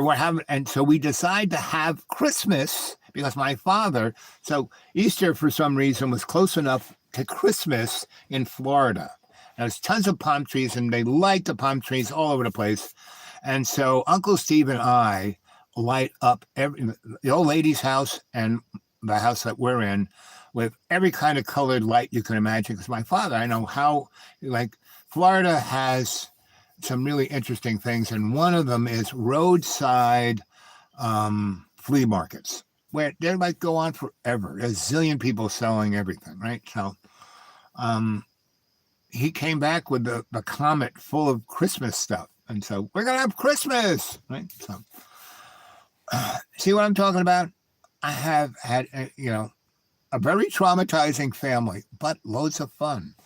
And my poor brothers and sisters, because they came way before me, except my other sister, the youngest sister I have, she's 2.5 years older than me. See, we were like two different families. There was those four and us two. And they came from the 40s and 50s, and we were born in the mid-50s, right? So, early 50s. So they all came from the 40s. We came from, 50, I guess. My other, anyway. But we were a different team. We had a different outlook. We were, it's like we were like X generation before, like 40 years before the X's. We were the X. And the other four were like fathers knows best, but we didn't have those as parents. We had Dr. Jekyll and Mr. Hyde and Marilyn Monroe and Adolf Hitler. That was our parents. So anyway, Men in Black. So once all those people were there, we had a party every friggin' night. It was Christmas, because Christmas, we had to save it up for the 3 weeks we were there. It was, we decorated that place, we turned it into Christmas. Like the third, second weekend we were there, my dad went out to flea markets, my mom and him, and Gracie and Grandma were there and the old lady there. So we were swimming in the old lady's pool, going to the thing. Grandma was making eggplant parmesan. Aunt Gracie was out by the pool being a movie star, smoking her cigarette. And I wouldn't go deep. I would just stay on the steps. Aunt Gracie said, can't go in the deep end. But Aunt Gracie said, this is the shallow end. No. Stay on the steps. And every time I tried to like get away and go see something, she would, up, Albert, up. Right. So anyway, I saw a number of men in black at that Air Force place in Florida that became Kennedy. And they were always with Wernher von Braun. So we had these cocktail parties. So we had, my parents were there for almost a month and a half. So that's like 6 weekends, right? And every weekend there would be a big party. The old lady, like I said, she was just like a queen, and my mom was always just like a queen. And basically, Aunt Gracie was always like a movie star. So those three were like up on a pedestal, and Aunt Wynn was short, like Dr. Black. She was about 5'2", and Steve was not quite 6 foot. And Steve knew my dad. Steve was like a basketball coach, and but everyone called him coach because he was the coach, and he was an engineer. So he's really smart. He kind of taught shop, and he also worked for Ingersoll Rand out there near where Grumman became. Anyway, so very eclectic kind of thing to grow up at, like a circus, right? So, and my oldest sister, her family's like a circus, but it's so fucking, they have no friends. She had 6 kids, and all of her kids had 6 kids. And she's got a circus, and they just, and so they're like a crew. And it's really, so they're more, I'm more Irish German. I'm the most German of all of them, right? Those other 4 are pretty much Italian. The sister who I'm close to, she's a little, but she's like, she's got almost 3/4 of her, 60% of her is Irish German, 30 German, 30 Irish, and the other, 40% Italian. So she has dark hair and she's, but her skin is alabaster and her bones are German, and her attitude is very cronish, kick-ass. I mean, a Colleen, that's what it's called. A Colleen, that's my sis. Colleen / Frauhof. Anyway, but no, you can't, she's a lot like my mom in that way. Anyway, so the second group of, other than Mr. Chiclet, was the men in black. And they looked a lot like Mr. Chiclet, but they were German. They weren't like skin and bones and the head you could put your finger in and it's a rotten pumpkin. These guys were like Nazis. You see the things of the Nazi youth, that's with these boys. And they were like, not fat, but, they could break you in half. And, but they looked like death. They had no expression, and they always wore sunglasses. I was like, and this is in the 50s. They had a thing in their ear with a little going down, right? So they were being talked to at all the time. It's very, and when I saw those guys, it hit me that, and I talked to Wernher because the first time my dad knew him pretty well, and he said, this is Dr. Wernher von Braun, smartest man in America, and he's going to, make America something more than it is. And he did. We're out there, right? Now, he didn't work on the flying saucers, but he knew about them because he was, gaga for liquid-fueled rockets because they do a specific thing better than a flying saucer. What do they do? It's a very specific thing. You can put 2 tons of dynamite or a nuclear weapon on top of it and deliver it very accurately, and it can't be touched because it goes way up in space and runs out of gas, and then it does this, right? So it has a parabola. And if you know where it's launched from, And if you get it on a radar and you can get a part of that arc, you can tell exactly where that thing's going to go. And so that's called a ballistic missile. So you have one of those, but when it's coming down, it's doing like Mach 6. So if you don't have something, so they didn't have computers. They had no way to aim at it. So it was, you couldn't touch it, you know? So, and it was cheap, right? Not really expensive. It cost a chunk of change to do the research and figure out how to do it. But once you start to mass produce those suckers, especially the V2, you know how much the Germans were losing the war, and they were knocking out like 30 V2 a day. And the most important thing was the engine.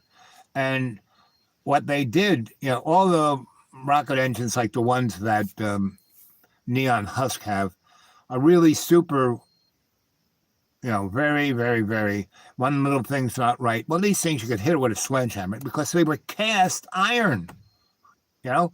The only thing, so it had 2 tanks, the you know, what do you call it, explosion chamber, and the bell, right? And the bell had these little vanes that you could steer the thing, right?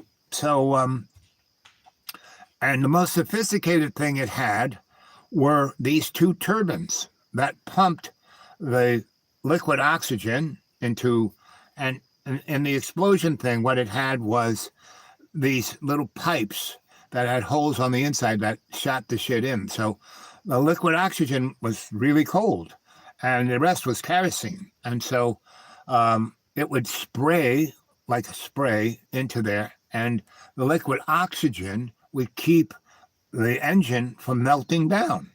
It was brilliant, very simple.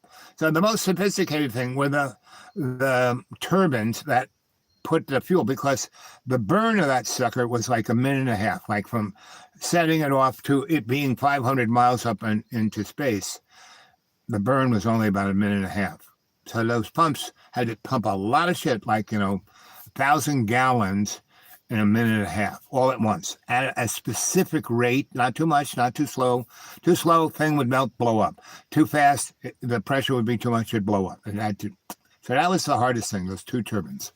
Anyway, so I saw a book of, you know, a Disney book about that this guy, you know, Werner von Braun wrote.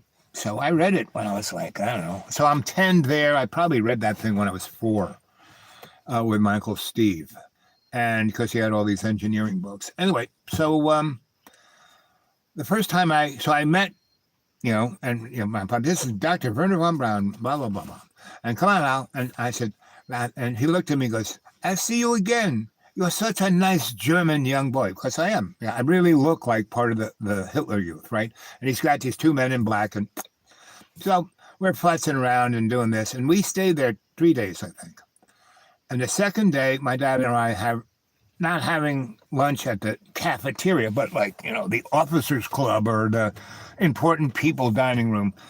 And my dad was at a meeting, and I was with this sergeant kind of guy, and he was showing me around this, that, and the other thing. And we went into this hangar where they had all kinds of engines and all kinds of rockets, and they had them in pieces, and they were like, it was like, you know, somewhere between a jigsaw puzzle and Rubik's Cube.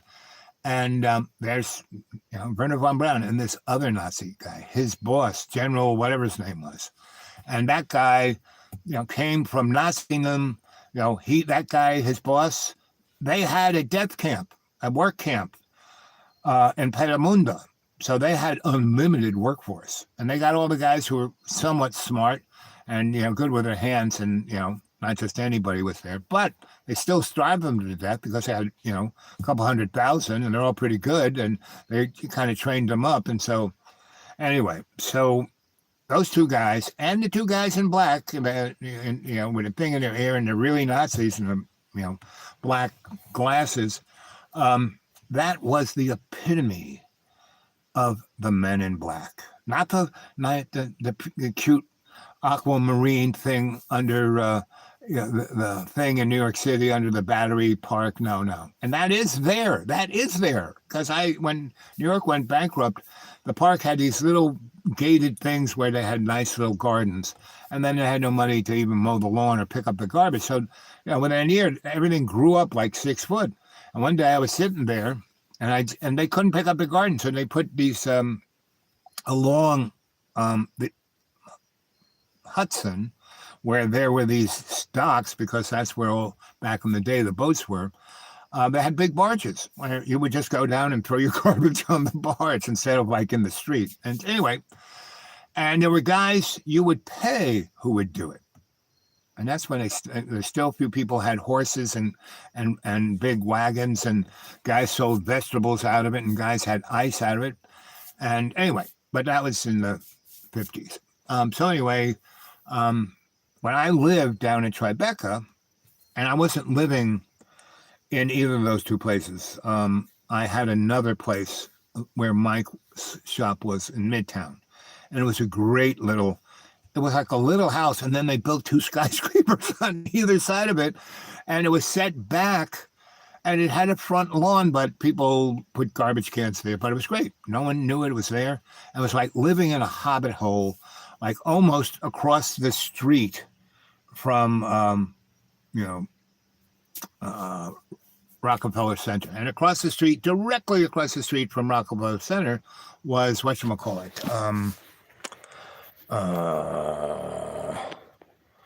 St. Patrick's, where my other mentor, who wanted me to be a priest, was Cardinal Cushing. So anyway, that was a cute little house I had, and it was like 5 stories high, and it had its own elevator, but like 2 people could get in. It was like this wide, and you push up or down, and if you kept your finger on the up, it would go, and you get to the floor, you take it off, it stopped, you walk up. Better than walking up. And the staircase was like this, and it was like, and to carry anything up, like furniture or food or whatever. So that was and Mike got me that place. That was quite nice. And then I lived in Carnegie Hall, and the back wall, the theater wall, where the grid is, where they raise the scenery up and down. Well, so the opening of the theater, right, from theater floor to the top of that, it's called the Termer. That was about 60 feet, because they had this big stage. They had gigantic stuff, right? And the theater itself went back a block, so you could have sets on, it was like an opera house. So you'd have sets on roller skates, and you just roll them in there, lock them down, and then lights go down, curtain come in, you roll them over here. And the other stuff, the backdrops, came down from the grid. Well, that whole back wall, because it was so deep, it was 2 blocks. So they didn't need all 2 blocks for that. So that other half of a block, they built like an apartment building for artists, the people. So people would come over and, from Europe, and they'd stay there, and they had really nice, amazing apartments. And the wall out, because the back wall was, plaster, no windows. But the rest of the other wall, it was facing the Central Park and the Hudson. If you were above the 4th floor, amazing view, because they weren't loads. There were a lot of skyscrapers, but not in this view, right? And so I was at the very, very top, like 180 feet up there. And I had everyone else had to walk. They didn't have, but because the grid was up there and you had to move the buckles around, and there was hardware, there was a service elevator that went up. I mean, the service elevator stopped at every floor, but there was never an elevator operator. I was the only guy with the key. Yeah, people said, "Hey, Al, I need to take something up." I would, if I was there, I would, sure, no problem. But that was my private, and it had a door out onto 8th Avenue. So I could just very impressive it goes, because there's these 6-story kind of commercial buildings and a door. And I said, come on. And where are we going? Oh, my place. Open up the door. It's a nice little lobby, very mahogany and brass stuff, because this is Carnegie Hall, very fancy. And there's the elevator thing. I push the button, comes down, door opens. It's a service elevator, but it still has buttons. Hit the top button to go up there. Because if you stop hitting the floor, all it was a box with a door to that place. I mean, it wasn't into their place. It was just like, it wasn't a hallway. It was just, a 10 by 10 thing, when somebody had kept their shoes out there. Anyway, so all the way up, and it opened that elevator opened out to these windows. That was the skyline of New York. And the Empire State Building was over there. Hudson was over there. And everything, and the Central Park, it was like, so little door, opened it up, elevator all the way up, bang. And I was probably 17 when I had that place. And I tried to keep that as long as I could. But my Michael Moody, who was 20 years older than me and he was a theater guy. I mean, I was everything guy, but he was theater guy. And he wasn't an electrician like I was. I was a real ME. He was a